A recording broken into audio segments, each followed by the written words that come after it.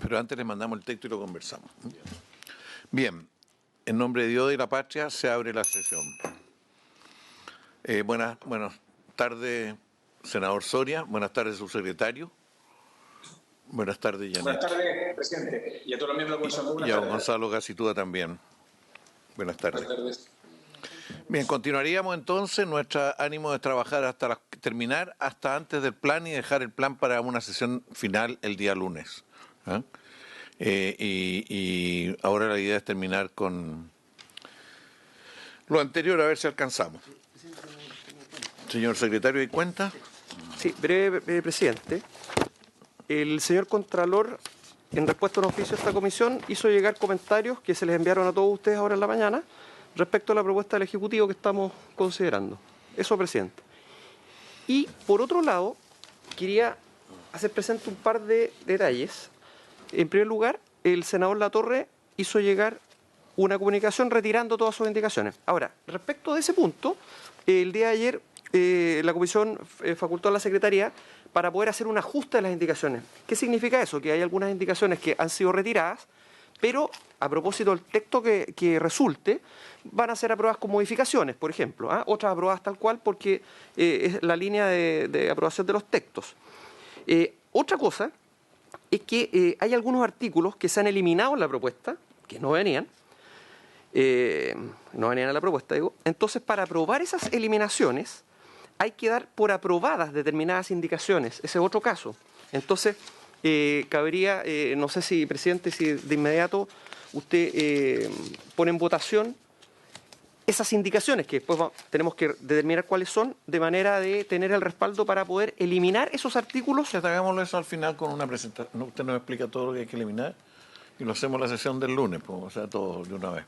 Como usted diga, no hay problema. Bueno. Entonces, perfecto.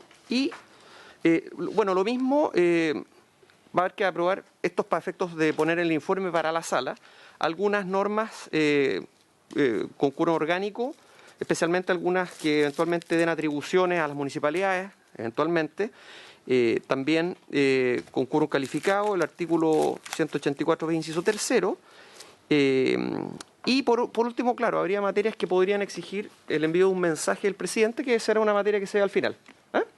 Pero en esa línea estaríamos entonces, presidente. Muy bien. Eso es. El Ejecutivo había quedado a ver la posibilidad de incorporar una frase que excluyera los barrios patrimoniales, que es lo que habíamos conversado. No sé si esa frase existe. Presidente, efectivamente, Gonzalo Gacitúa va a hacer una propuesta al respecto. Sí. No, Gonzalo. Presidente, muy corto, bueno, volver a saludar a usted, a todos los miembros de la comisión.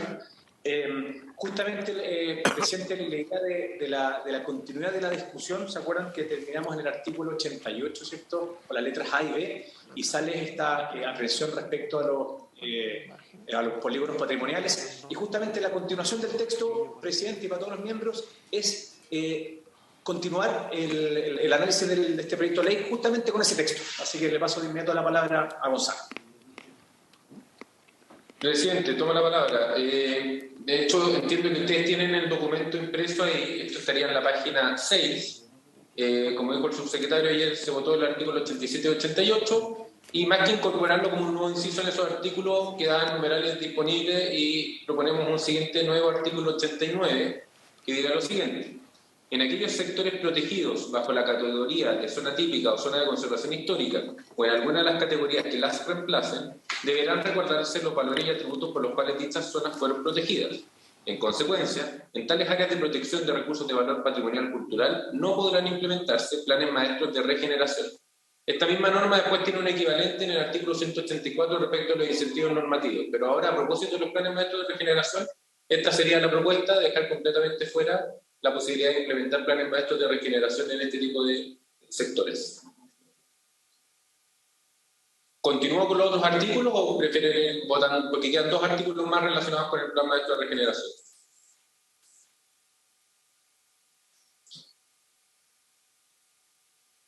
Pondría en votación el artículo 89, que es lo que acaba de leer y el que correspondía ver. Esto ya estaba antes en la propuesta acá. O sea, lo que necesitamos es que que quede claro que las zonas típicas o zonas de conservación histórica, estas son las zonas patrimoniales. Formalmente la formulación que tienen es como zona típica o zona de conservación, así es. No hay ninguna otra categoría que incluya barrios patrimoniales. Los municipios no tienen ninguna facultad para determinar barrios de una determinada condición. Señor subsecretario. Presidente, le puedo aclarar el punto. Las zonas típicas están establecidas en la Ley de Monumentos Nacionales y se declaran por ese mecanismo, a través del Consejo de Monumentos Nacionales. Y las zonas de conservación histórica las definen los municipios en sus planos reguladores. Esa es la principal diferencia entre ambas zonas. De hecho, a veces hay sectores que tienen las dos categorías, lo cual también genera algún tipo de problema, pero es porque tienen distintas fuentes. La zona típica es el Consejo de Monumentos Nacionales y la zona de conservación histórica es la de los planes reguladores. Y se agregó la frase o en alguna de las categorías que las reemplace, porque entendemos que está en trámite una nueva ley de patrimonio, entonces ahí también se establecen tres categorías para que quede al tiro este artículo, que si se llega a aprobar la ley de patrimonio con nuevos nombres para estas zonas protegidas, se entiendan también incorporadas en estas otras categorías que reemplacen a zona típica o zona de conservación histórica. Muy bien. Eso, presidente. Gracias, don Gonzalo. Bien, votemos el artículo 89, no sé si lo alcanzaste a leer, Alejandro. El 89 se refiere a que en las zonas típicas o de conservación histórica no se aplica esto. ¿Ah? Muy bien. Aprobamos el 89. ¿Qué dice don Jorge? De acuerdo, aprobamos. Vamos al artículo 90, Gonzalo.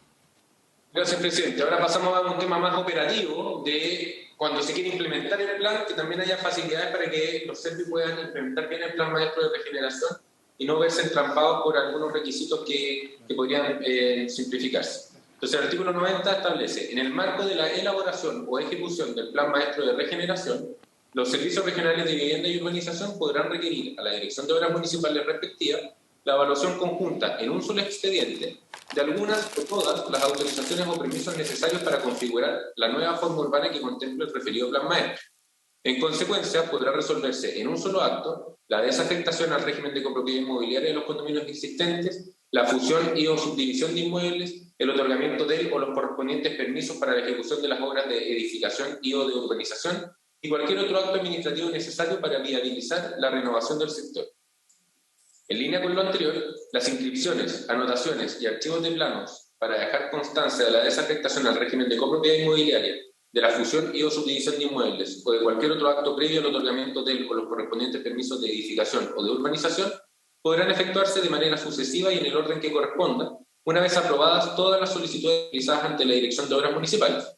En consecuencia, para el otorgamiento del o los permisos de edificación y o de urbanización de las obras que contemple el plan maestro, no se requerirá acreditar que se han efectuado las correspondientes inscripciones, anotaciones y archivos de planos ante el conservador de bienes raíces, el Servicio de Impuestos Internos u otro órgano con competencias en la materia, sin perjuicio que la recepción definitiva de tales obras quedará condicionada a la acreditación del cumplimiento de dicho requisito. Básicamente que se puede hacer todo en un solo paquete y no tener que entrar y salir de la dirección de obras para fases intermedias, sino que situación actual y situación resultante, con todo lo que ello implica en el intermedio, y después, una vez aprobado toda esa figura nueva, hacer las correspondientes inscripciones antes de la recepción final de las obras. Eso, presidente. Gracias, don Gonzalo. Ofrezco la palabra. Está bien, presidente. A mí me pasa una cosa con este artículo. ¿No le parece que, si bien no tiene que estar terminados los trámites que se señala, tiene que estar por lo menos iniciados esos trámites? Porque si no, esto recién va a partir cuando termine todo. O sea, yo creo que es bien importante que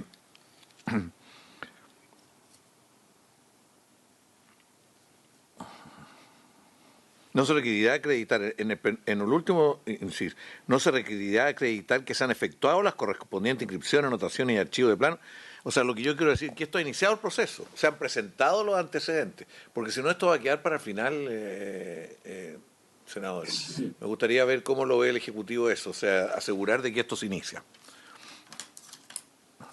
Esto es bastante fuerte, ¿ah?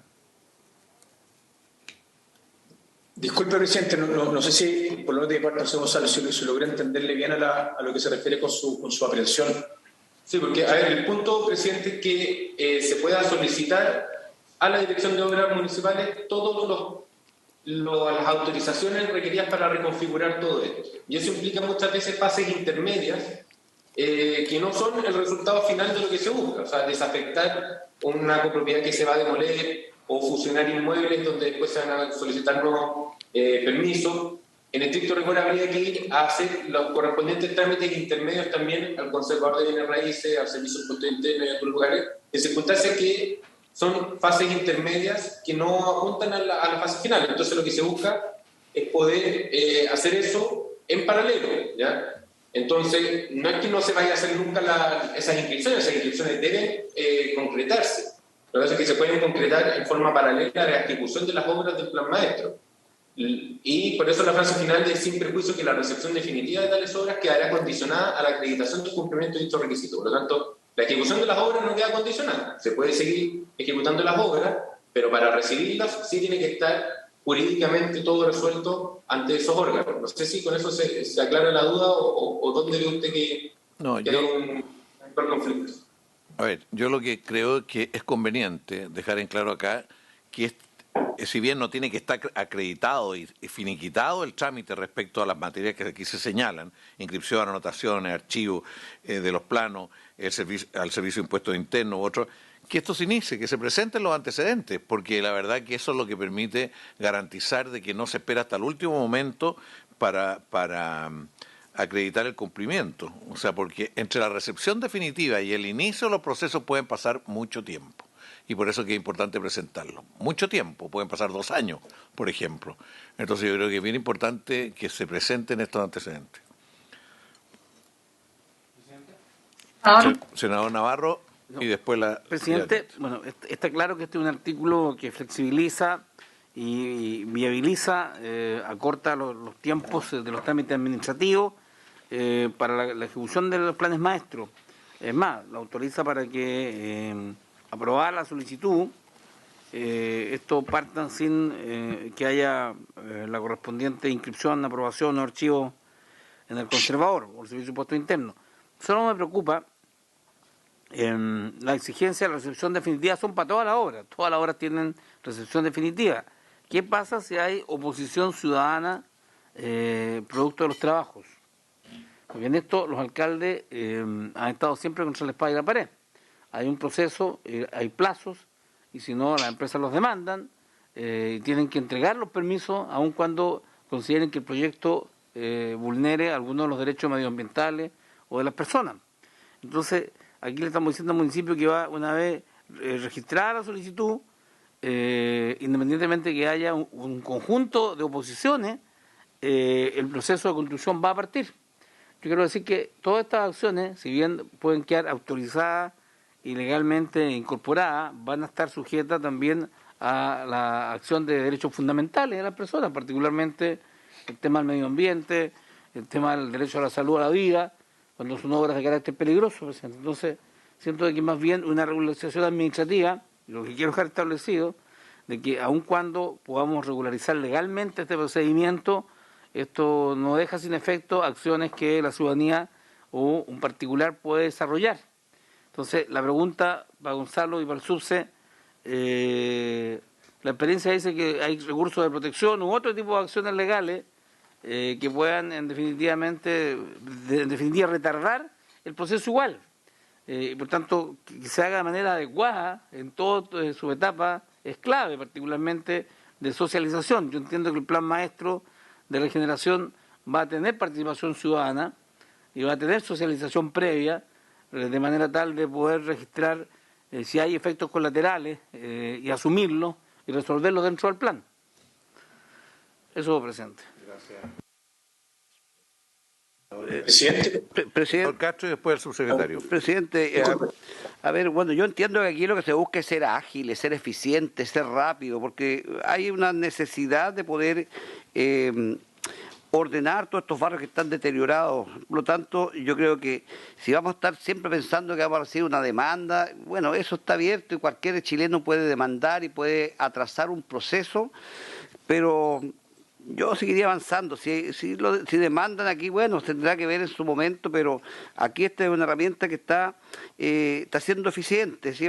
Todos sabemos lo que demoran los trámites y hay que partir. O sea, cuando estamos en una obra hay que partir la obra. Una vez partiendo la obra, bueno, los que no estén los que tengan un descontento, bueno, tendrán que ver en los tribunales y aquí los servicios tienen que estar de acuerdo también ahí a defender esto en los tribunales, porque yo entiendo que aquí está de acuerdo el serbio, está de acuerdo la municipalidad, por lo tanto son los servicios principales para poder sacar estas obras adelante, así que yo estoy de acuerdo que esto lo aprobemos, presidente. Gracias, senador Castro. Mira, subsecretario, usted quería hacer un comentario. Sí, perdón, presidente. Son dos cosas, ¿no? Uno va respecto al buen punto que plantea el senador Navarro, volver a reforzar que el plan maestro dentro del polígono de regeneración, como dice un poco la ley, algo más arriba, ¿no? Sí tiene un proceso de participación ciudadana esencial, eso es bien importante. Siempre es con la comunidad este plan maestro y siempre es con el municipio también, lo que creo que resguarda bastante la apreciación que plantea el senador Navarro. Respecto al segundo punto, bueno, volver a reforzar, lo explicaba muy bien Gonzalo, que aquí lo que se busca es que se valide el plan maestro completo, ¿cierto? Si son desinfectaciones, ¿cierto? Ensanchamiento, bueno, en fin, ¿no? Lo que proponemos en el siguiente texto, le quiero pasar la palabra, justo hablamos ahora en silencio con Gonzalo, creo que es bien interesante, que tal vez eso lo podría resolver, presidente, su apreciación, de que el inicio de las obras queden condicionados entonces a los ingresos de los expedientes a las distintas instituciones. Quiero pasar la palabra a Gonzalo. Queremos hacer la pregunta si con esto le resolvería. Antes de que hable Gonzalo, yo estoy leyendo lo que él propone. Yo creo que el senador Navarro tiene un punto. Y el punto es que entre el plan maestro y el fin de la obra pasan muchas cosas normalmente. Normalmente las obras mismas tienen que tener ajustes, hay distintas modificaciones, lo que está bien, porque eso es parte de los proyectos. Entonces, lo que se trata es que cuando se inician los procesos ya haya algún nivel de formalización por la vía de que se ingresen las solicitudes correspondientes a todas las cuestiones que antes hablábamos, no las voy a repetir, o sea, a inscripción, anotación y archivo de planos, porque el solo hecho de tener los planos de por medio, Alejandro, es una cuestión que asegura que hay una cierta definición. Incluso yo creo que podríamos ser un poquito más ambiguo en eso, quedará condicionado, requerirá el ingreso, o sea, a lo mejor no tan rígido ahí, sino que de otra manera. A ver cómo requerirá, sí. De tal manera de que hay alguna posibilidad de ir avanzando en las partes, que tiene razón el senador Castro cuando dice aquí lo que hay que agilizar, pero también hay que evitar la arbitrariedad. Entonces, ¿cómo equilibramos esto? De que por lo menos se explicite lo que va a ocurrir un poquito, no solo a nivel del plan maestro, sino que ya en la fase de ejecución. Don Gonzalo, ¿usted quería agregar algo? No, pues en el fondo era lo que presentó lo que señaló el subsecretario que ustedes estaban viendo ahí, que se aclarara que era sin perjuicio que el inicio de la obra requerirá el ingreso de las correspondientes solicitudes de inscripción, anotaciones y archivo de plano, y sin perjuicio que la recepción definitiva quedará condicionada a la acreditación del cumplimiento de dicho requisito, quizás a la acreditación de que se efectuaron tales inscripciones, anotaciones y archivos de plano, de que estas han sido efectuadas. Que estas han sido efectuadas. En el fondo, para iniciar las obras, usted solicite estas inscripciones. Esas inscripciones a veces tardan, porque puede haber alguna complejidad en ese trámite, pero por lo tanto usted inicia las obras y para la recepción definitiva, bueno, ahí ya tráigame la copia del conservador de raíces de que está todo archivado, todo listo. Quizás por eso podría salvar el punto.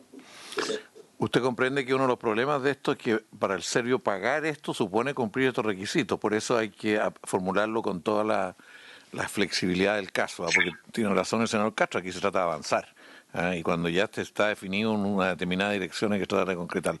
Bien, ofrezco la palabra sobre esta flexibilización que le hacemos. ¿Sí? ¿Habría acuerdo en el 90 con esta indicación? ¿Estaríamos de acuerdo? ¿Estaría de acuerdo, don senador Soria? Uy, tengo mis dudas, güey.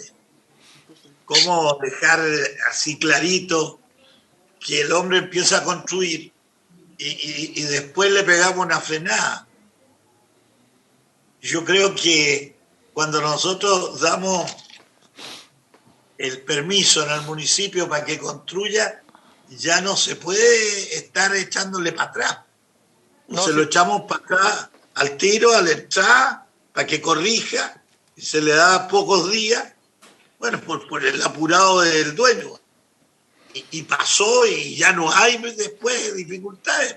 No, yo estoy de acuerdo que no se puede parar una obra en marcha. Lo que estamos diciendo, para que inicie las obras, también tiene que solicitar la inscripción, la anotación, ciertas cosas que le permitan demostrar qué es lo que va a hacer, si eso se trata. Todavía no aprobado, todavía no acreditado plenamente, pero sí demostrar qué va a hacer, porque ustedes lo han visto, cuando se construye una sede comunitaria parte con unas características y en el camino se van viendo distintas cosas.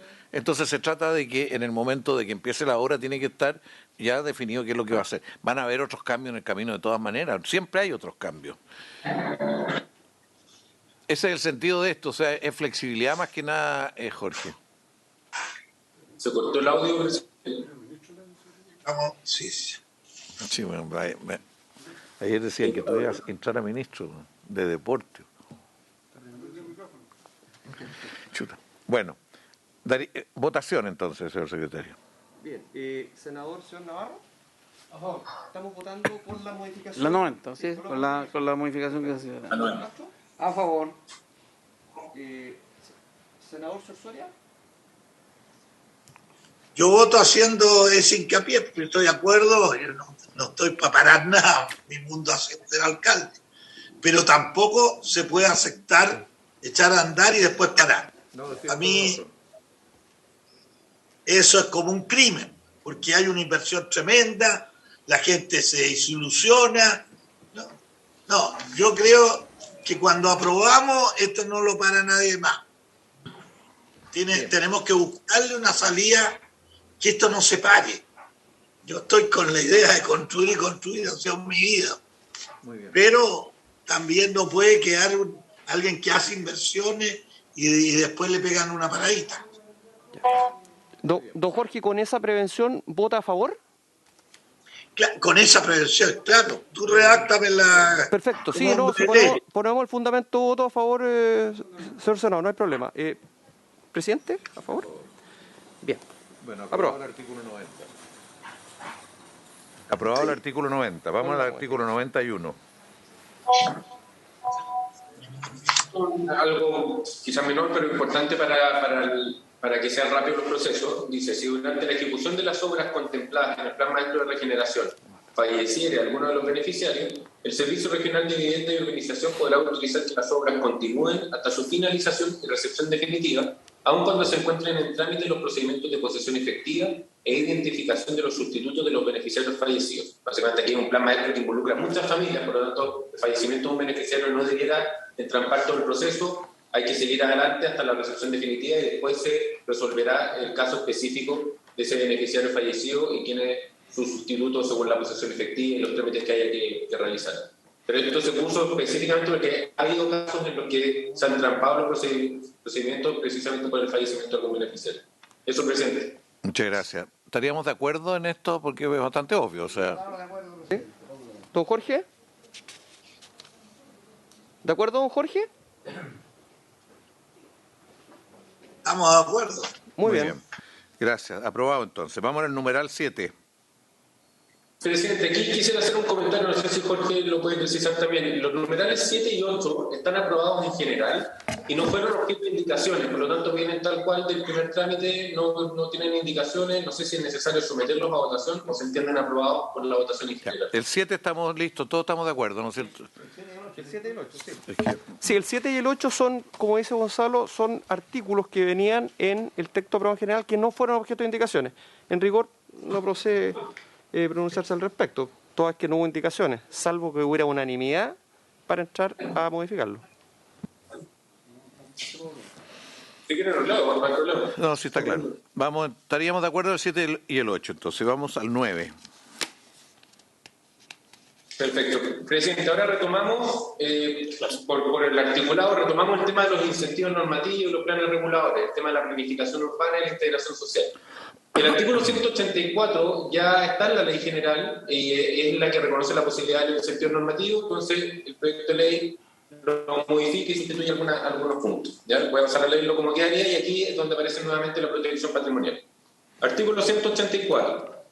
Los planes reguladores comunales podrán otorgar incentivos en las normas urbanísticas aplicadas en todo o parte de su territorio, condicionados al desarrollo de espacios públicos o de espacios privados abiertos al uso o tránsito público, al mejoramiento de los espacios públicos ya existentes, a la materialización, reparación y mejoramiento de equipamientos públicos, a la instalación e incorporación de obras de arte en el espacio público, a la incorporación de equipamientos y obras que aporten al cuidado ambiental y a la eficiencia energética, a la incorporación de tipos de vivienda o usos de suelo en los proyectos, o al cumplimiento de otras condiciones que induzcan o colaboren en el mejoramiento de los niveles de integración social y sustentabilidad urbana.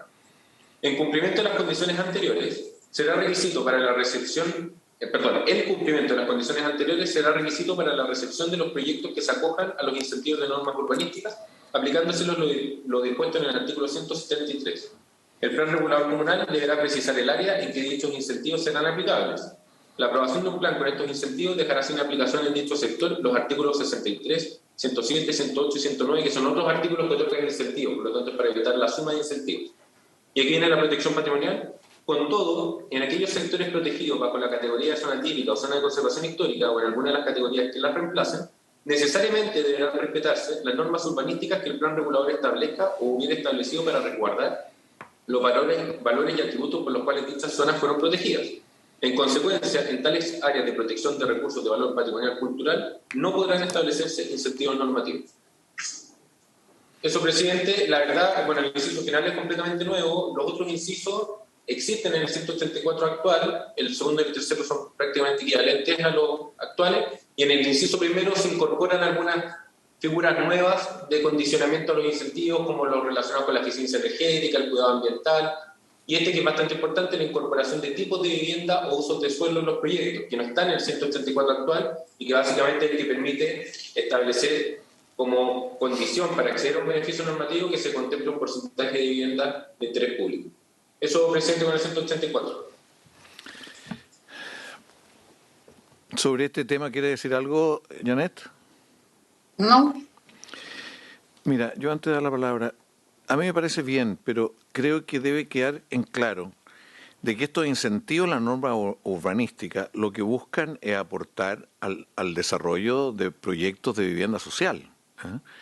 Este va a ser un tema bastante conflictivo a la larga, ¿no es cierto? Porque no puede darse una facultad al programa para cualquier tipo de incentivo, para cualquier condición, salvo que ustedes estén pensando en eso. Lo que queremos es que haya incentivos que aseguren de que se va aumentando los proyectos de vivienda social y la integración social y la sostenibilidad urbana. Entonces, sobre eso ofrezco la palabra. Yo explicitaría acá, aunque sea, o la incorporación, dice, a la incorporación de tipos de vivienda, a la incorporación de vivienda social se puede poner ahí o al comienzo. Los planes reguladores comunales podrán otorgar incentivos a las normas urbanísticas aplicadas en toda parte de su territorio, condicionadas al desarrollo de proyectos de vivienda social, de espacios públicos, o sea, seguiría ahí, pondría muy en el centro los proyectos de vivienda social. Ofrezco la palabra. Senador. Presidente, a ver, muchas veces en los ciertos barrios se requieren que estas organizaciones públicas entreguen ciertos incentivos porque, a ver, no siempre es social. O sea, ¿qué pasa si hay un buen lugar y se genera y se requiere una reactivación económica de alguna zona? A lo mejor un incentivo, hablando en voz alta, no sé, no paga contribuciones durante 10 años para viviendas que son un poquito de mejor nivel, donde el cambio de social a mejor nivel es necesario para muchas familias. Entonces, yo creo que lo encuentro bastante bien que quede un poquito más abierto, no siempre pensando que lo vamos a limitar a lo social. Hay gente de clase media que también necesita mejorar su estándar, su condición, su barrio, y cuando hay una ayuda del Estado es bien recibida. Eso, presidente. Senador Soria, le ofrezco la palabra. Yo me cuadro con y sobre todo las últimas palabras de quien me antecedió. Lo creo totalmente real para el apoyo a la familia que quiere mejorar su calidad de vida. Presidente, Janet. que veo que el Ejecutivo está haciendo una propuesta que me parece adecuada, que es que se hable de proyectos de vivienda de interés público, y eso cubriría las que han manifestado los senadores, porque la vivienda de interés público está definida en un espectro más amplio que la vivienda social y me parece adecuado. Y además eso lo haría coincidir con el artículo siguiente que se refiere precisamente a las viviendas de interés público. ¿Queda bien así? Sí. ¿Qué dicen los miembros de la comisión? Así porque yo no pretendo, senador Castro, que quede exclusivamente para vivienda social, pero el factor que explica, que fundamenta, es que hay algún avance en materia de integración social y de vivienda social. O sea, puede combinarse con otro tipo de vivienda, con otras cosas. ¿Ah? Sí, pero siempre estamos, o sea, en otros artículos estamos, en el fondo, obligando toda construcción que tiene que dejar ciertos espacios para viviendas sociales. Entonces, no... Eso no lo tenemos todavía, pero yo voy a tomar la palabra en el momento que lleguemos a eso, porque tenemos una polémica. Bien, está bien. ¿Aprobamos entonces los términos que está en la indicación arriba? ¿Estaríamos de acuerdo todos? ¿Senador Soria también? Cuadrado. Cuadrado, senador Soria. Llévelo a Venecia también. Bueno, vamos al artículo 184 bis. Perdón, ahí sí. Presidente, este es el último numeral de las modificaciones a la Ley General de Urbanismo y Construcciones. El artículo 184 bis ya está en la ley, fue incorporado por la ley de transparencia del mercado suelo, pero se le hacen algunos ajustes. Y establece lo siguiente, artículo 184 bis. Las viviendas de interés público que resulten de la aplicación de las condiciones, exigencias, beneficios o incentivos referidos en los artículos 27, 34, 45... No se escucha. No, perdón, ahí, ¿qué habrá pasado? Sí, acá No se escucha. Ah, sí. Perdón, la vivienda de interés público resulta de la aplicación de las condiciones de exigencias, beneficios o incentivos referidos en los artículos 27, 34, 45, 183 y 184 o en otras normas legales, deberán quedar singularizadas en los respectivos permisos de edificación y recepciones municipales. Cuando las viviendas a que hace referencia el inciso anterior estén destinadas a beneficiarios de subsidios para la adquisición del dominio, en los contratos de compraventa que sirvan de título para constituir el dominio de manera originaria sobre las viviendas, se deberá dejar constancia que el comprador es beneficiario del programa habitacional del Estado que corresponde. Las viviendas referidas en el inciso anterior, cuyo precio haya sido pagado exclusivamente mediante subsidio estatal y el ahorro mínimo exigido, si correspondiera a este, solo podrán ser vendidas posteriores y sucesivamente a personas que sean beneficiarias de algún subsidio estatal para la adquisición del dominio y siempre que haya transcurrido el plazo de la prohibición de celebrar actos y contratos que les sea aplicable, conforme a lo establecido en el artículo 29 de la Ley 17.635. Respecto a estos contratos de compraventa, también será aplicable lo señalado en el inciso precedente. El beneficiario no podrá vender ni enajenar la vivienda antes del cumplimiento del plazo de la referida prohibición de celebrar actos y contratos, sino con autorización del director regional del Servicio de Vivienda y Urbanización respectivo. En caso de acceder a la solicitud, el director regional deberá condicionar su otorgamiento a la restitución del o de los subsidios recibidos, debidamente reajustados conforme a los índices o indicadores que la legislación contemple a la fecha de la restitución. Solo en casos debidamente justificados y por resolución fundada, el mencionado director regional podrá autorizar la venta y enajenación de la vivienda antes del vencimiento del plazo de la prohibición, sin requerir la restitución referida. Sin perjuicio de lo señalado en el inciso precedente, el director regional respectivo también podrá autorizar la venta y enajenación de una vivienda afecta a prohibición en razón del subsidio recibido, sin requerir la restitución de este, bajo las siguientes condiciones copulativas. A. Que la vivienda sea transferida a un beneficiario del mismo programa que otorgó subsidio al vendedor o del programa equivalente que lo reemplaza, o bien a un beneficiario de un programa destinado a hogares con mayor vulnerabilidad que la del vendedor. Y B. Que el vendedor destine el precio de esta enajenación a la compra de otras viviendas. Este mecanismo de movilidad habitacional se regirá por las normas reglamentarias dictadas por el Ministerio de Vivienda. Lo señalado en los dos incisos precedentes será aplicable tanto a viviendas en el inciso primero como a la vivienda financiada con recursos del Estado. Eso, presidente, muchas de estas cosas, o los últimos incisos, por ejemplo, son temas que están en los decretos que regulan los programas, el DC49 y los otros decretos, que permiten la movilidad habitacional, que antes del vencimiento del plazo de la prohibición se pueda vender la vivienda con ciertos requisitos, y lo que está al comienzo, la identificación de las viviendas, está relacionado con todo lo que hemos hablado de que si hay incentivos normativos, exigencias, condiciones para lograr conseguir viviendas de interés público, esas viviendas de interés público tienen que quedar bien identificadas en los permisos y en las inscripciones para poder hacerle la trazabilidad a esa vivienda, porque después se dice en esta misma norma que se debe traspasar de manera posterior y sucesivamente a otros beneficiarios de subsidio, para que no pasen, se pierda la integración una vez que venza el plazo de la prohibición de celebrar el acto de contrato. Eso, presidente.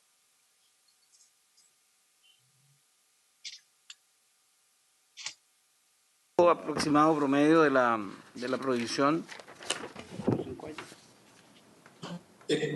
Senador, pero presidente, por su intervención son 5 años en nuestro programa El Senado Navarro.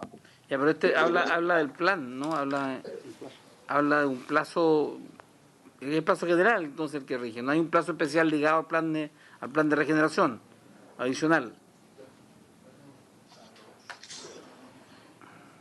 Presidente, que por su intermedio hago algunos comentarios. Ahora ya no estamos dentro del plan de regeneración, estamos dentro de viviendas que están vinculadas a estas condiciones, exigencias, beneficios e incentivos. ¿Ya? Y ahí el plazo de prohibición de celebrar acto de contrato en los programas, el promedio suele ser 5 años, en algunos supuestos también ese plazo se aumenta hasta 10 años, dependiendo de las condiciones del proyecto o su emplazamiento. Ya, pero eso depende de los programas que regulan, los decretos que regulan cada uno de esos programas, pero la facultad legal está otorgada en el artículo que se menciona acá, el artículo 29 de la 17.635, el que faculta al Ministerio para establecer plazos de prohibición respecto a las viviendas que financia. Y ahí hace distinciones dependiendo del tipo de programa y el tipo de subsidio recibido, el emplazamiento, etc. Bien. Apágate, Hola, interés público. Subsecretario, una consulta. ¿Es muy común o es poco común de que estas viviendas sociales que se construyen, que se entregan por el Estado, se vendan, se traspasen antes de los 5 años a otros usuarios? Presidente, usted también, senador Castro, mucho gusto, por supuesto, saludarle como siempre. No, de hecho, senador, en realidad, como por nuestros programas, por ley, no se puede vender una vivienda que alguien la obtuvo por subsidio antes de los 5 años. Sí, lo que ocurre, senador, en casos muy fundamentados, se hace una petición a alguno de los servicios y en el caso que se le autorice, lo pueden vender antes de los 5 años. Pero no, la verdad que hay una prohibición legal en eso, así que no ocurre. Muchas veces tiene que ver con necesidades de movilidad habitacional, de gente que se cambia de ciudad y que en el fondo necesita hacer esto, y por eso las condiciones que se establecen es: usted lo puede vender, pero tendría que vendérselo a otro beneficiario del mismo subsidio suyo, y lo que usted obtenga de esa venta tiene que destinarlo a la compra de otra vivienda. No es para que usted lo destine a un emprendimiento o a otro tipo de necesidades que tenga, sino que es porque usted necesita una movilidad habitacional, cambiar de ciudad o otros factores. Y ahí se autoriza excepcionalmente por el director del Serviu esas ventas antes del plazo de previsión. Sí, subsecretario, pero eso no es tan común que se solicite a los directores regionales. Es poco común ese. Senador, no pasa, la verdad es que casi nunca, pasa muy poquito respecto a la cantidad de viviendas que se entregan por año, muy poquito. Eso, gracias, subsecretario. Yo lo que he visto que se da con bastante frecuencia en la necesidad de un matrimonio que se separa, que uno de ellos quiere postular a subsidio en la nueva realidad que tiene, para lo cual tiene que devolver el anterior. Entonces ahí viene un proceso que se solicita a los directores de Serviu, y entiendo que los directores muchas veces lo plantean a nivel central, ¿eh? Pero hay más de algún caso que eso ocurra. Sí, pero ahí cuando se separan legalmente, el juez determina quién queda con la vivienda. Quién queda con la vivienda, y por lo tanto el otro tiene, para poder postular nuevamente el subsidio, tiene que devolver recursos. Ese es un caso que a mí me ha tocado bastantes veces. Claro, disculpe, presidente, solo para reforzar exacto que una distinción es cuando, en ese caso, por ejemplo, un matrimonio se separa, como quedó marcado, entre comillas, como beneficiario, si no quedó con la vivienda, claro, se pide autorización para desmarcarlo, lenguaje nuestro, cosa que pueda postular a una nueva vivienda, entiendo que su expareja quedó propietaria de la vivienda anterior. Perdón, presidente, este trámite es bastante engorroso porque me ha tocado a mí y me han pedido de repente algunos algunas personas ayuda para poder apurar esos trámites, y parece que es bastante engorroso desde el propio ministerio, porque esa autorización me da la impresión que la otorga el ministro, si no me equivoco. Así es, senador. Mira, en esto hay bastantes problemas de distinta naturaleza, que no tienen necesariamente que ver con este artículo, porque este artículo busca resolver una situación específica para no detener los procesos. Yo veo que lo que está ocurriendo en muchos proyectos, que del grupo postulante, antes que se esté la escritura y se finalice, hay personas que renuncian, ¿ya? Y a veces incluso el resto está ocupando la vivienda. ¿Y qué es lo que ocurre? ¿Quién reemplaza a esas personas? Ahí hay un problema, dado que los contratos con las empresas lo establecen los comités y no lo establece el Servio, que es una cuestión que tenemos que corregir. Entonces, ¿qué es lo que hace? El comité define quién va.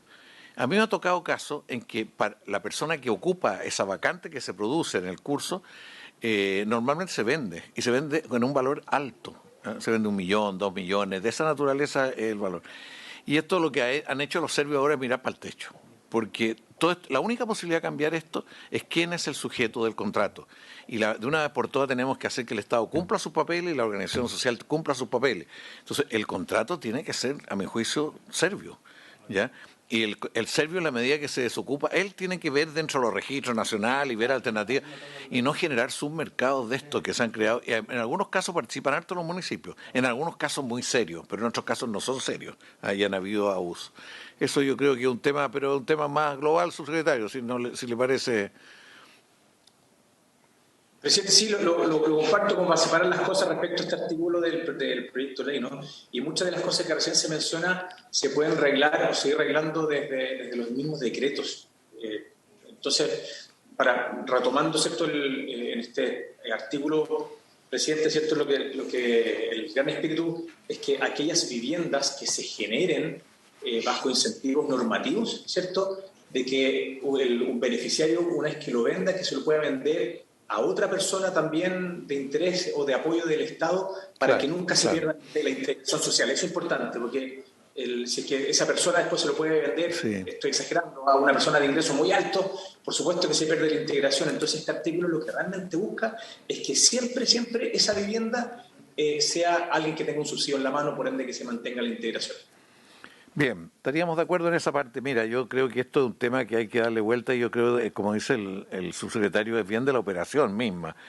Pero si ya se entregó la propiedad, pero esa propiedad por alguna razón la persona pide una autorización para salir antes de los 5 años, ahí hay que asegurar. A mí me gustaría mucho que esto pasara por el Registro Nacional, subsecretario, que pasara por los inscritos en el registro, que no fuera tan abierto, o sea, como un requisito que esté en el registro, de tal forma que se han evaluado sus antecedentes, su historia, etcétera. Ahí hay algo que se presta para distintos tipos, pero yo creo que está claro el punto y yo quisiera plantear 2 cositas muy menores, pero con un objetivo. En el inciso segundo dice, cuando la vivienda que hace referencia al inciso anterior esté destinada a beneficiarios de subsidio para la adquisición del dominio, yo quería pedir que aquí, para beneficiarios de programas públicos, borrar la palabra subsidio, porque no es la única manera en que se va a recibir el apoyo del Estado. Pueden haber programas que ya lo hemos dicho, ¿no es cierto? Hay programas que el subsidio, que se entrega a la vivienda directamente. No hay un procedimiento con subsidio en la medida que el apoyo es global. Y eso no lo vamos a legislar ahora, pero es muy importante que quede más genérico. Y en el inciso tercero, después dice subsidio estatal, mediante apoyo estatal pondría yo. No recurriría al modelo que tenemos ahora, tenerlo más flexibilidad desde el comienzo, ahí. Porque no necesariamente va a ser por una modalidad de esta naturaleza, sino que van a ser a veces entrega directa a las viviendas sin el subsidio por medio. Alejandro. Presidente, el tsunami terremoto del 2010 reveló un conjunto de hechos. Yo espero que, por cierto, el Servio haya interiorizado Villas Completas y a futuro y otras en Talcahuano. Habían pasado 20 años y el Servio no había regularizado, y seguían siendo los departamentos del Servio, no habían entregado los títulos de dominio. Situación que espero podamos, no sé si ya se reguló, pero no puede pasar 20 años sin que se regularicen las entregas. En este caso particular, el Servio, siempre fueron del Servio. Y en segundo lugar, cuando ocurren estos hechos y hay que rehacer las viviendas, en Villa Futuro se le entregó, ya eran propietarios ellos, en un caso distinto a Talcahuano, se le entregó la plata a sus cuentas a sus cuentas de ahorro, a sus cuentas corrientes, y en gran parte la gastaron, a pesar de que habíamos advertido sobre este tema, lo que implicó de que mucha gente fuera una vivienda de muy baja calidad, porque da empleo en enfermedad, en pagar deuda. O sea, debiera ser un principio del Servio de que, si en definitiva lo que se está pagando es una vivienda obtenida por subsidio, el pago sea contra otra vivienda, ¿me explico? ¿No? Si no, el subsidio se disuelve. Y ocurrió en Villa Futuro, en Chihuayante, a partir de 2010, y todavía estamos en el proceso de reconstrucción. Eso. Yo quería decir, Alejandro, que eso es un tema generalizado en todo el país. Aquí tiene que ver con que el Ministerio de la Vivienda en un determinado momento dejó de organizar la demanda. Entonces, todo ese tipo de problemas, y hay un problema serio. Hoy día hay un problema serio que nace a la escritura. Se le cargan a las empresas y las empresas les descuentan el 5% del proyecto para asegurar que va a hacer eso, una especie de garantía. ¿Qué hace la empresa? Sube ese 5% en el costo del proyecto. Eso es lo que está ocurriendo ahora. Sube el 5% en el costo del proyecto y tampoco hace la escritura oportunamente. Entonces, son roles que el Estado tiene que hacer él. Lo va a hacer más barato y lo va a hacer más rápido y no le van a recargar los costos en ese 5% que hoy día hay. Es un tema que hay que buscar una solución y conversarla con las propias empresas. Las empresas no hay nada que les moleste más tener que hacer las escrituras porque ellos no están en... Esa no es su saber, ¿eh? Entonces hay que buscar alternativas. Pero yo comparto, yo comparto que ese es un problema real. Ahí se incorporaron 2 indicaciones menores, ahí están, véanlo ya, dice programas públicos en vez de subsidios, después dice apoyo estatal a 2 veces, y en los 2 incisos que vienen después se habla de subsidios, pero tiene una aproximación más genérica, y por eso mantenerlo, yo creo que no hay problema en mantenerlo. Subsidio recibido puede tener una connotación amplia, es decir, el apoyo estatal, o puede ser apelando a un determinado modelo de financiamiento. Bueno, ¿estaríamos de acuerdo con esas menores, esas indicaciones menores? ¿Estamos de acuerdo? Sí, presidente. Don Jorge, ¿estamos de acuerdo? No estamos muy de acuerdo porque está, ya. Después vemos si quiere firmarlo. Bien, aprobado.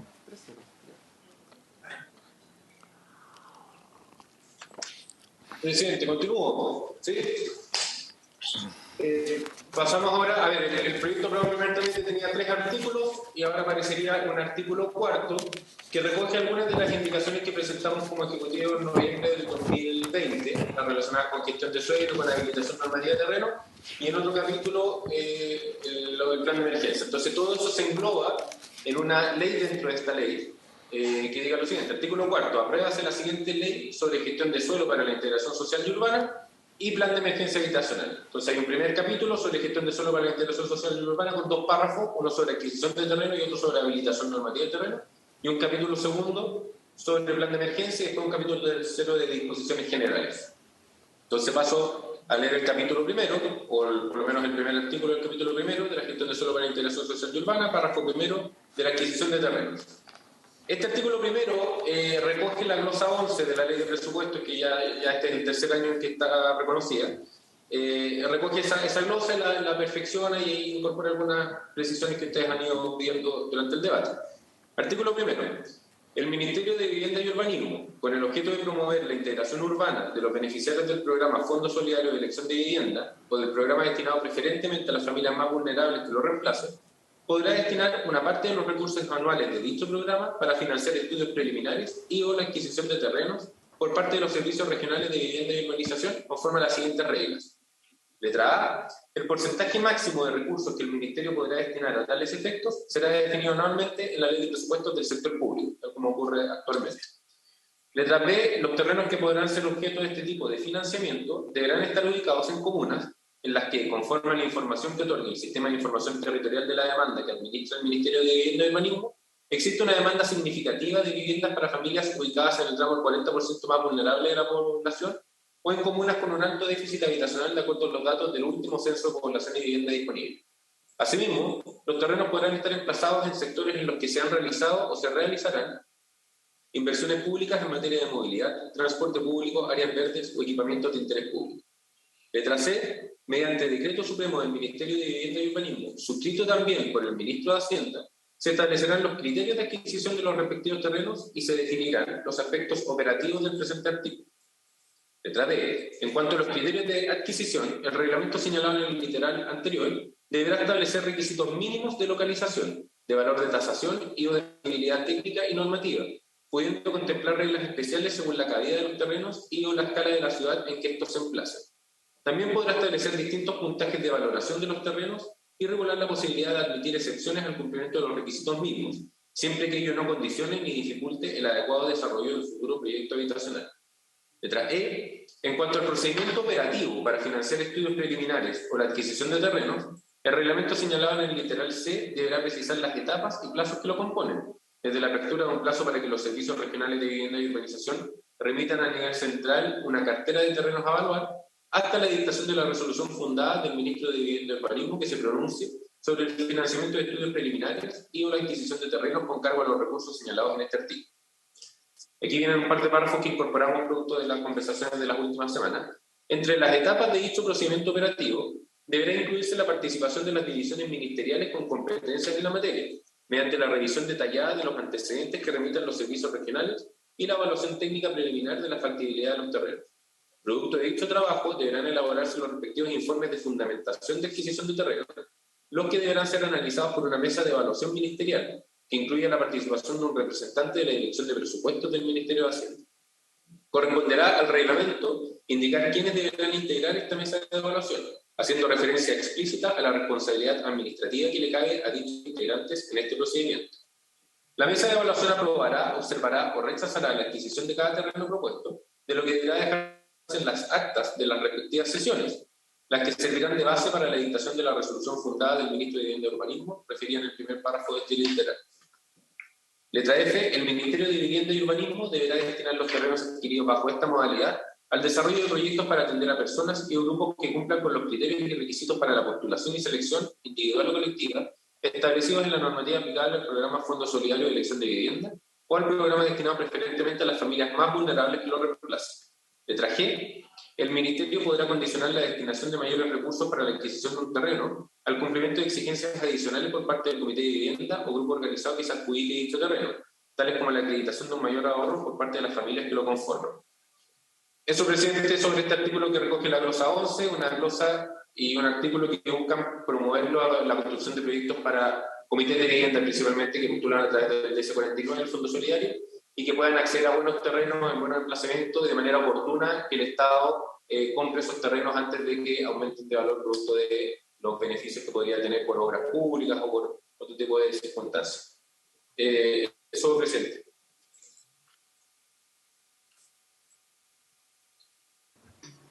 Presidente. Comunicarle a usted que yo tengo una gran preocupación por el tema de la transparencia y el no uso al respecto. Yo puedo relatar de experiencias anteriores, de otros gobiernos, que al final se van generando inercias que van llevando a que se le agregue un 0,1F y cosas por el estilo. Yo sé en este momento que hay dudas de algunos casos, en este momento. Entonces, nosotros tenemos que asegurar de que esto tiene los filtros necesarios para que eso no ocurra. ¿De dónde se saca esto? Tiene mucho que ver con lo que aquí se llama mesa de evaluación, en que yo veo un elemento que no está presente, que es el precio. Aquí el factor principal de irregularidades es el precio. O el precio, por cierto, ligado al área útil, por ejemplo, porque a veces un terreno puede parecer re amplio, pero el área útil es baja. Entonces, el pago por metro, como sea, o sea, hay distintas maneras de hacerlo. Entonces, yo creo que es fundamental agregarle aquí ser analizado por una mesa de evaluación, o sea que tiene que haber, en la primera parte, que tiene que haber un informe de análisis de precios del sector, de precios de compra-venta, o sea que realmente el valor de tasación corresponde a... Bueno, eso es lo que... Y la segunda cosa, yo pido, que incorporemos cuando dice al comienzo, en el primer inciso, podrá destinar una parte de los recursos anuales de dicho programa para financiar estudios preliminares y o la adquisición de terrenos por parte de los servicios conforme a las reglas que vienen a continuación. Yo solicitaría estudios preliminares y o la adquisición o arriendo de terreno, porque ¿qué es lo que nos va a ocurrir con los campamentos? ¿Cómo vamos a enfrentar el tema de los campamentos? Lo vamos a tener que enfrentar como fue Alessandri y como fue Allende, que crearon campamentos de tránsito para ordenar esto. Si esto hay que ponerle coto por esa vía. Entonces, que tenga la posibilidad de apelar a estos recursos para arrendar terrenos, cosa que va a tener que ocurrir en varias regiones y en varios lados. Pero no, yo no quiero, o sea, que es más flexible que solo comprarlos, eso es lo que yo quiero decir. Se puede arrendar por 20 años, por ejemplo. Mientras se demora. Sí, así va a tener que ser. Y no necesariamente hacer una transferencia de propiedad que es bastante menor eso. En fin, pero no se trata de definir es un programa acá, se trata por lo menos de ampliar el concepto. Entonces son las dos observaciones. Ofrezco la palabra.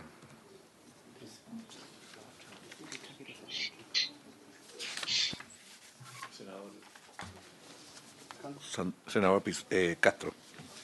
¿O Alejandro, tú querías? No, Castro. Don Alejandro.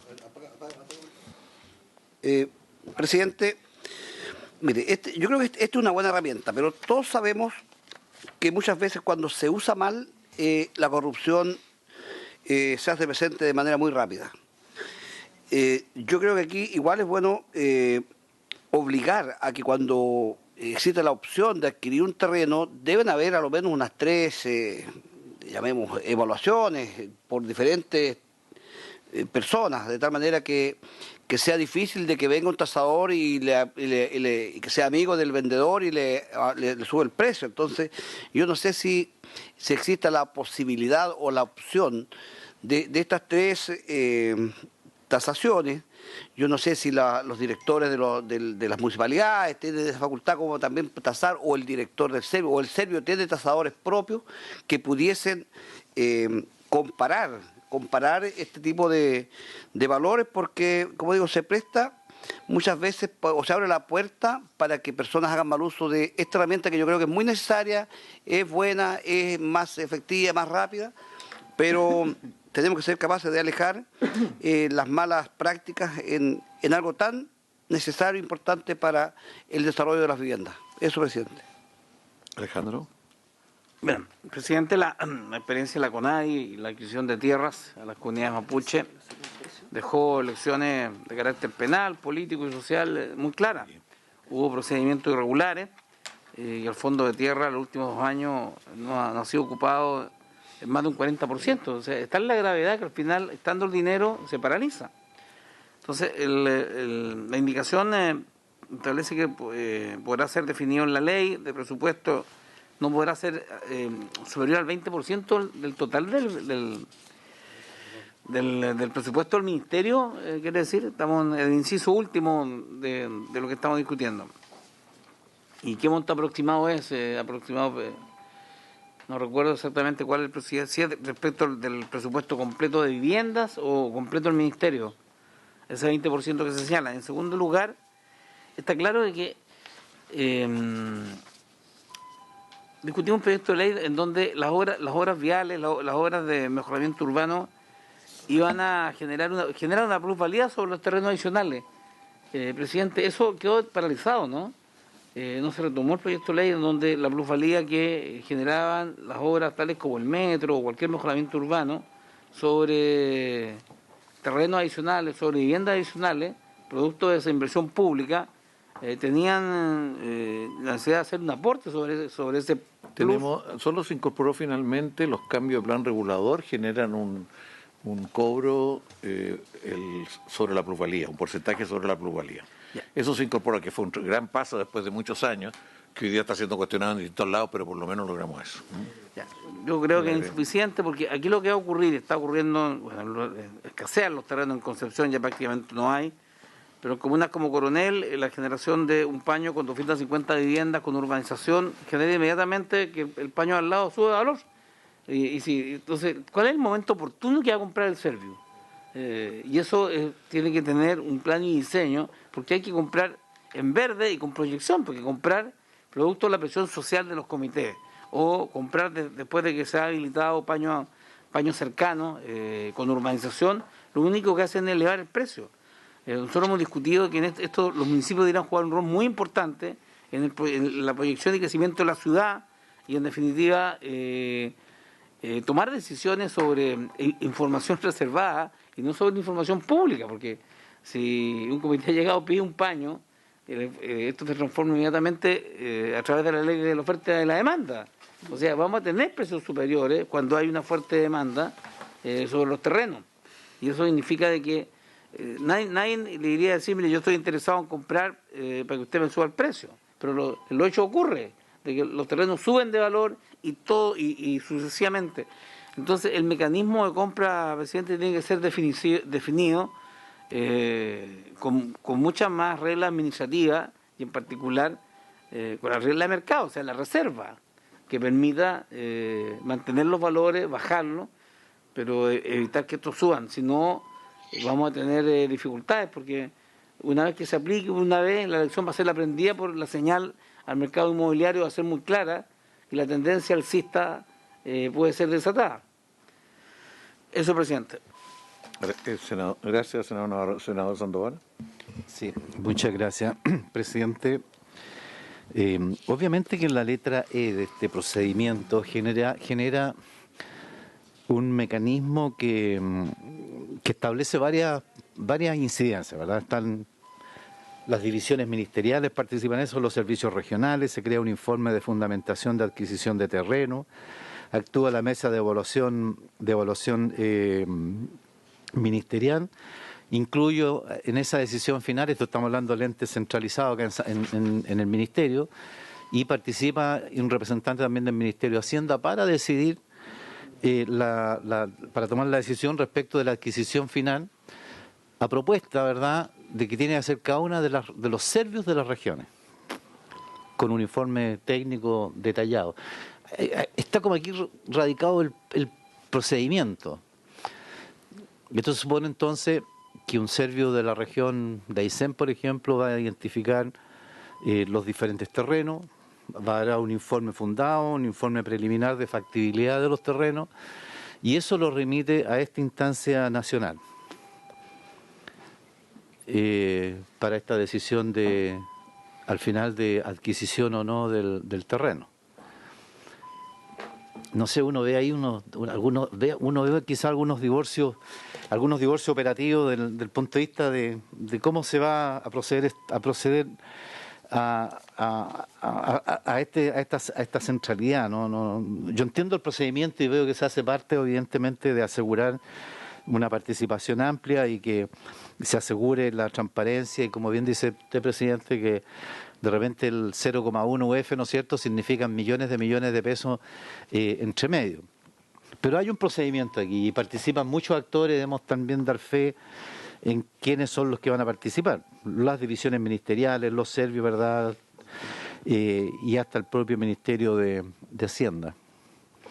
Pero ahí hay un procedimiento un poquito raro, engorroso, no sé, ya los servicios van a mandar nóminas y bueno, y esto entra en esta caja, ¿verdad?, de resolución nacional. Hay paso ahí, no sé. El procedimiento quizás que me parece la intención de procurar incorporar diferentes actores y diferentes informes y evaluaciones súper, por lo menos un intento evidente de generar un procedimiento transparente.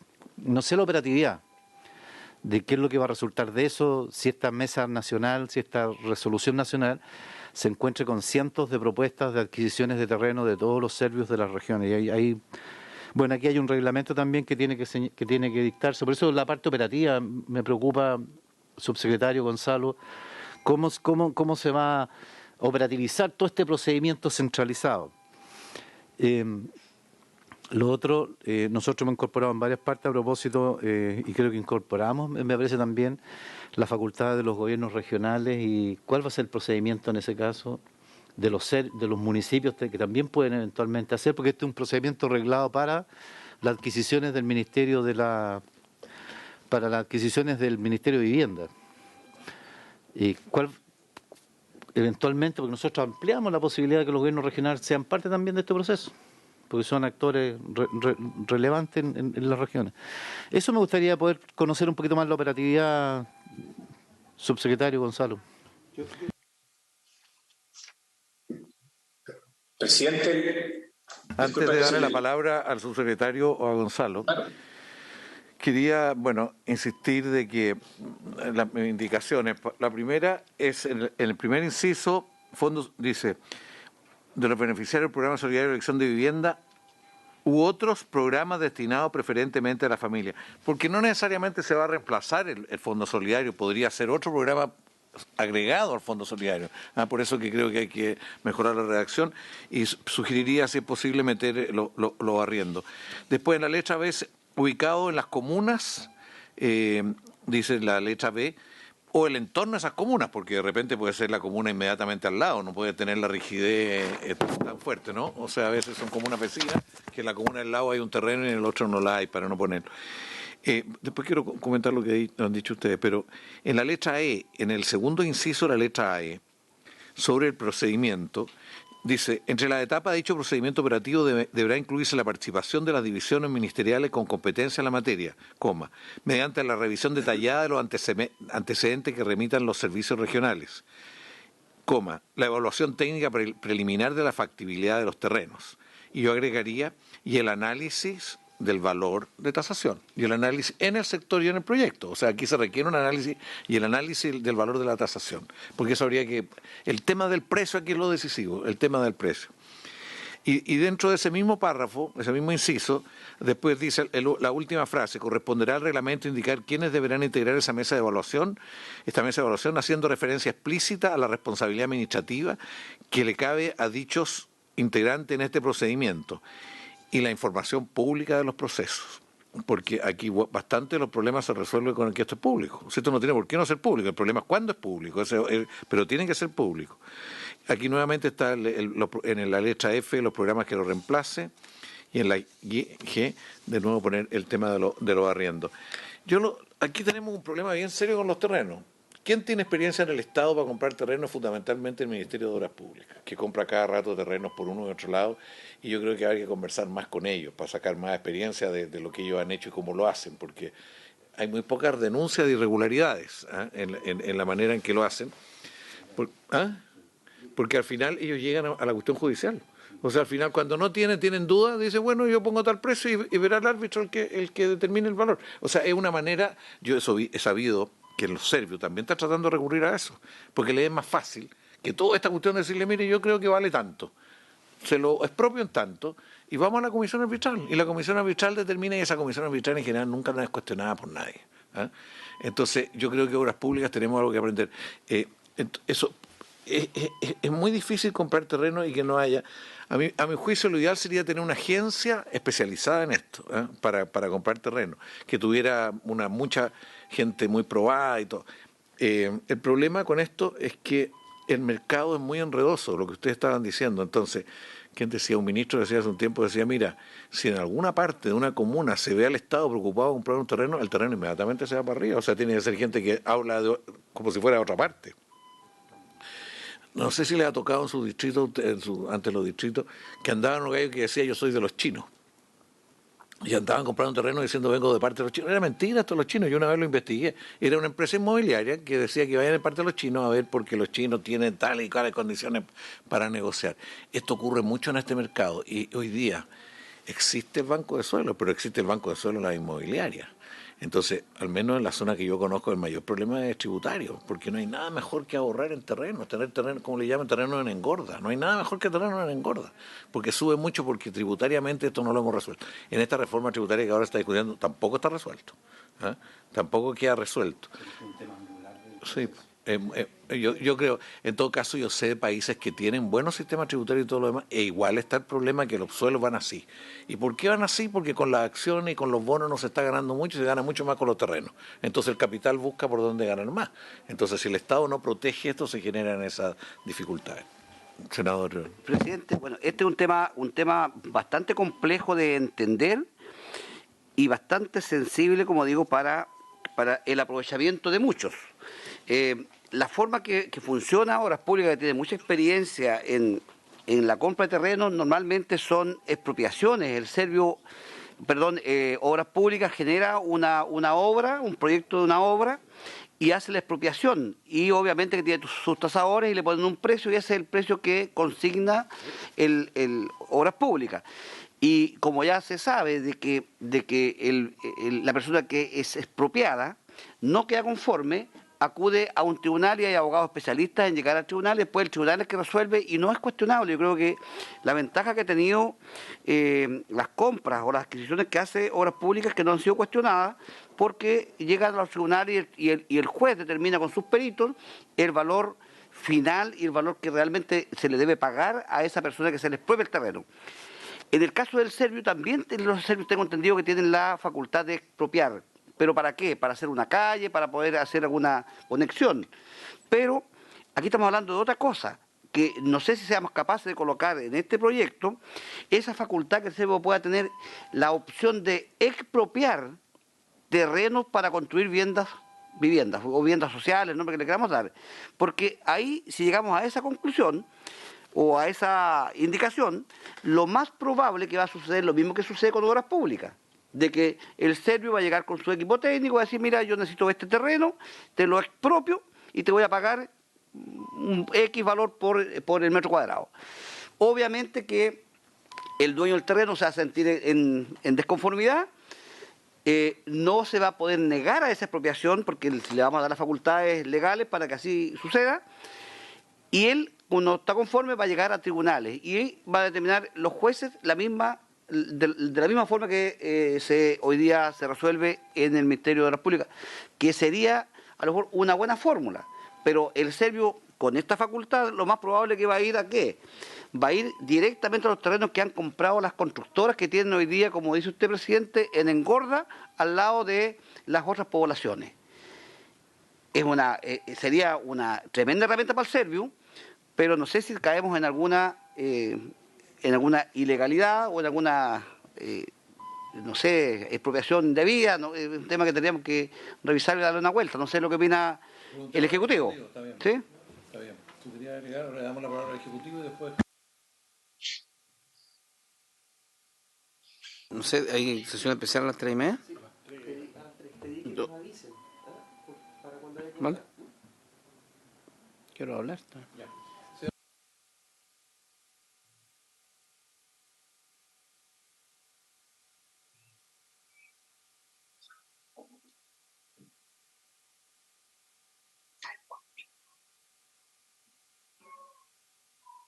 Vamos, señor subsecretario, señor Gacitúa. Presidente, disculpe, no le he escuchado entre medio. Por supuesto, vamos de inmediato la palabra, más que este tema bien relevante, ¿no? Varias cosas. Lo primero, imagínense, nosotros como Ejecutivo compartimos, pero en un 500%, es que estas herramientas tienen que ser muy estrictas en todas sus evaluaciones, porque una herramienta que es muy necesaria, basta que haya uno o dos casos con distorsiones y se desarma el plan entero. Y eso estamos muy conscientes de eso. Entonces, al seguir escuchándoles a ustedes en todas las discusiones que hemos tenido, en este artículo, el tratar de intentar de buscar la mayor cantidad de resguardos, primero lo quiero poner como concepto, lo compartimos, pero plenamente. Algunas observaciones. Nosotros en todas las compras de terreno, por supuesto que hacemos tasaciones. La tasación, de alguna manera, hace el estudio, ¿cierto?, ustedes saben que hacen las referencias circundantes, ¿no? Pero me queda dando vueltas interesantes lo que lo plantea usted, señor Castro, que, por ejemplo, nosotros pedimos otra tasación, 2 o 3 tasaciones, solo cuando hay dudas. Si es que no hay dudas, no la hacemos. Entonces, que creo que es interesante, tal vez vía ley o vía reglamento, tal vez autoexigirnos a que hayan varias tasaciones para un mismo terreno, aunque incluso a priori pareciese de que no hay ninguna duda con el valor. Yo creo que es interesante, creo que es una salvaguarda más.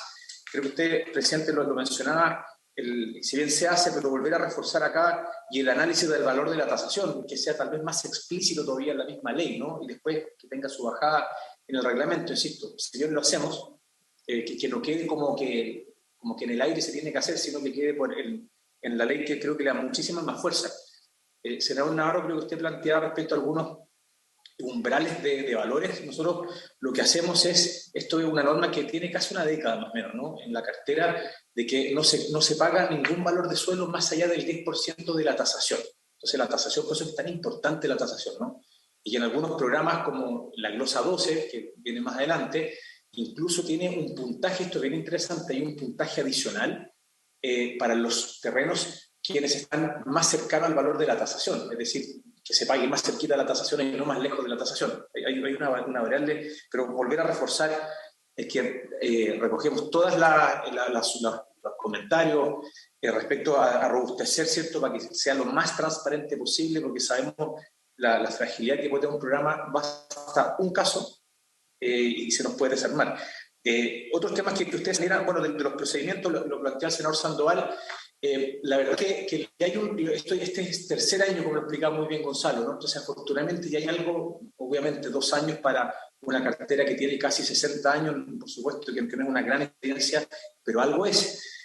Funciona bastante bien la comisión, ¿no? Esta mesa de evaluación, creo que yo lo mencionaba en algunas sesiones tiempo atrás, a propósito, ¿no? Funcionarios antiguos, funcionarios nuevos, de distintas divisiones de las regiones, cosas que tengamos controles cruzados de todos lados, ¿no?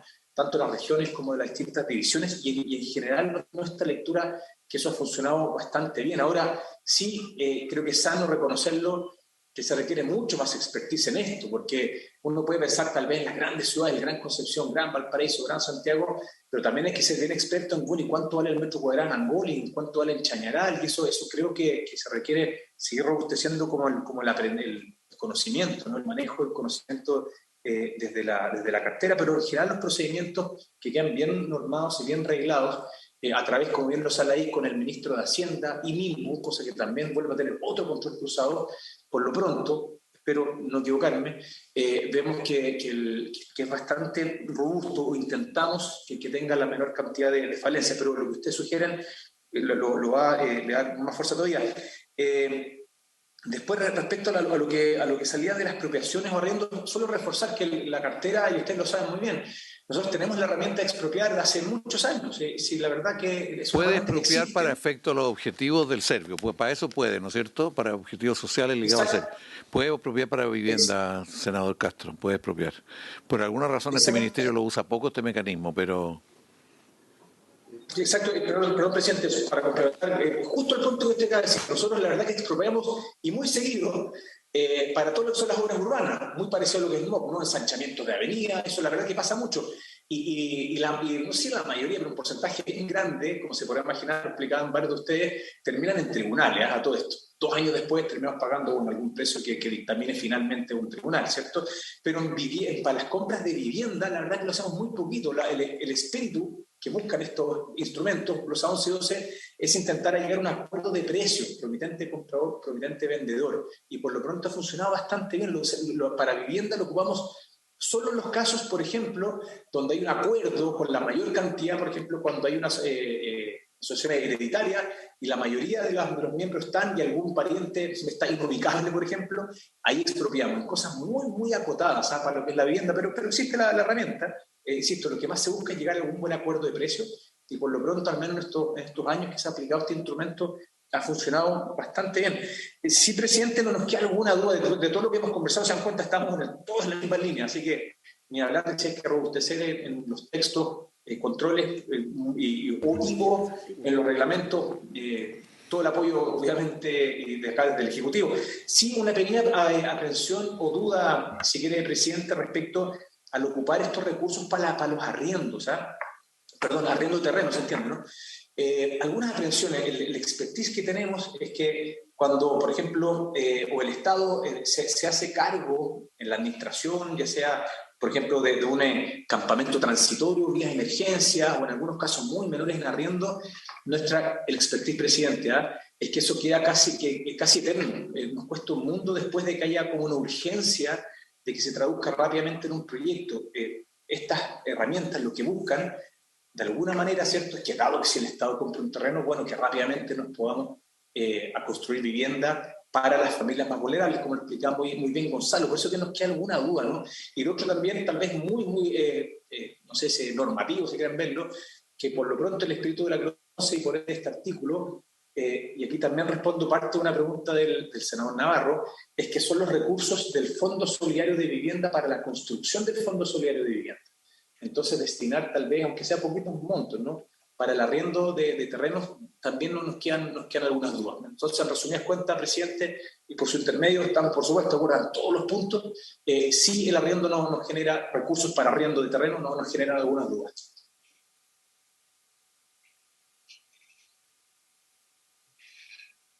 todo caso, respecto a lo que dice el subsecretario, aquí tienen que haber otros programas a sectores más vulnerables, no solo esos fondos solidarios. Si el día de mañana definimos que los municipios tengan vivienda ellos y hay un programa distinto al Fondo Solidario, que de hecho se va a plantear, eso es necesario que esté considerada esta posibilidad.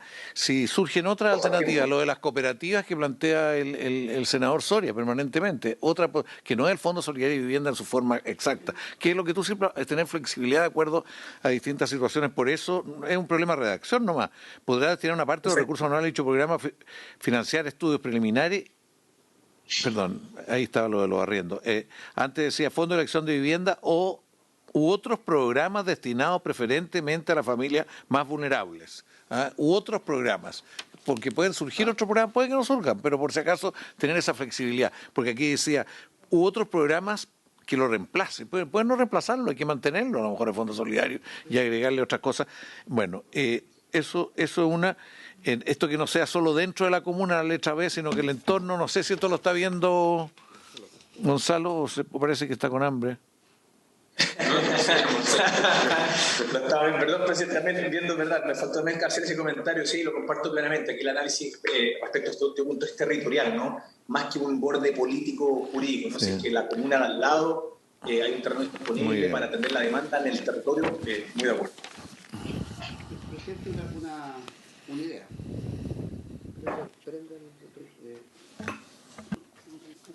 Una idea, presidente, debido a la transparencia, porque esta es una herramienta que, sin duda, a los directores del Servio, a quienes tomen la decisión, quienes van a hacer el primer acuerdo para comprar un terreno, no me cabe ninguna duda que van a tener una crítica social brutal, porque hoy día la clase política está sujeta a una crítica desmedida.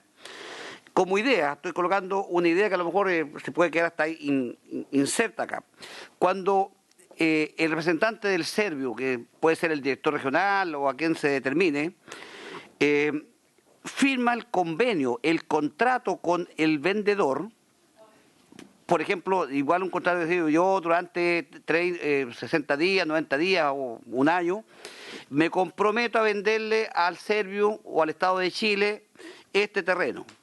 Al momento de firmar ese contrato, al día siguiente o la semana siguiente, por transparencia, el Servio debería colocar un letrero de estos grandes que se autorizan muchas veces en las construcciones, diciendo acuerdo del Servio con el privado de comprar este terreno en tanto valor. De tal manera que todos se informen, que la comunidad se informe que el Servio está comprando el terreno en un valor X, para que nadie después venga a criticar a la autoridad que toma la decisión.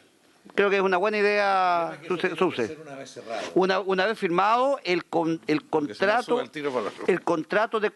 obviamente el contrato de compra, porque si se coloca antes, obviamente que al día siguiente van a llegar un montón de invitados a proponer ahí valores por sobre este valor, pero cuando ya está firmado ese convenio, solamente le quedaría al Servio responder con el pago, porque se supone que van a quedar amarradas las multas y todo eso en este contrato de compraventa.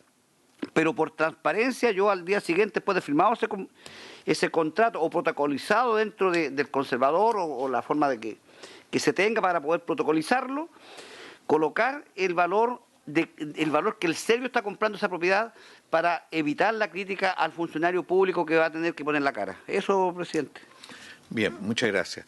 Mire, a ver, hubo otro programa destinado preferentemente a la familia vulnerable, ya. Después, en el arriendo, ustedes no quieren ponerlo, podemos poner un término más amplio que adquisición, que puede incluir variedad, porque no es solo una cosa comprar, pero otra cosa es tomar posesión. No sé cómo se puede mencionar. Yo creo que esta cuestión de los arriendos, dado las tomas que hay, no va a quedar otra. A mí no me gusta nada, pero no va a quedar otra. O sea, lo que se nos ha acumulado ahora y no hemos tenido ni una reacción estamos con campamentos hasta de 2.000, 3.000 familias, 4.000 familias. Entonces eso requiere una política activa. Si no, yo sé que hay que buscar otra alternativa. Lo peor es el campamento de tránsito. Pero si no tenemos alternativa, ¿qué es lo que vamos a hacer? Bueno, no sé si la zona, me dicen que San Antonio, yo no lo he recorrido, dicen que San Antonio el nivel de toma es impresionante. Es impresionante. Se descontroló completamente. Bueno, el entorno, ya intercomunal. ¿Tiene que bajar? Bueno, oigan, Entonces, yo le citaría la hora de acuerdo a cómo esté la sala para el lunes antes. Por favor, miremos esto con más calma y tratemos de... Claro, por supuesto. Oiga, miremos lo que falta de los terrenos. Yo creo que es bien importante lo que aquí se ha dicho, incorporar la publicidad de la información. O sea, eso es muy importante. ¿Qué pasa? Bien. Queríamos hasta acá nomás, se levanta la sesión dado que se tienen que ir y que no perdemos la... Tenemos sala. Si yo les voy a... O sea, si hacemos una sesión larga para terminar el lunes, ese sería el ánimo ya.